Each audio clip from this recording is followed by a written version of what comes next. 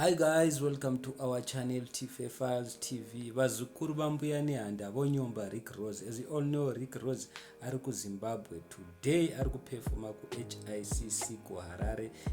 Nzwa video yachiti asvika. Oh man, I'm in Zimbabwe. I'm sure mazvinzwirawo mega guys, ari kuZimbabwe asi haasi kuperforma ari ega.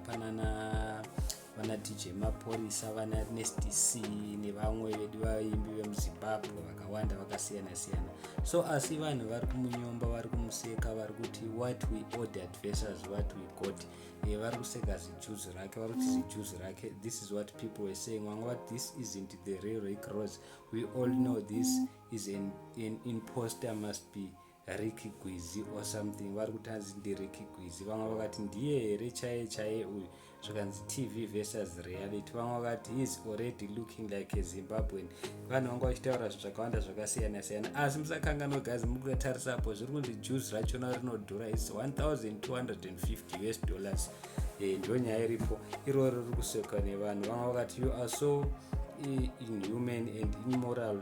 That's why you are very poor and you will remain poor. Mumwe anga achitaura akatsamwa achitaura zvakadaro kuna Rick Ross. Vamwe vakati the problem you bought ticket for someone you don't know. Zvanzi matenga matickets musinganyatsomuzivi kuti munhu wachona ndiani. Vamwe vakati how many of the songs can you sing along yamadzibaba. Vari kuti ndi madzibaba Rick Ross. Vamwe vakati what do you expect in Zimbabwe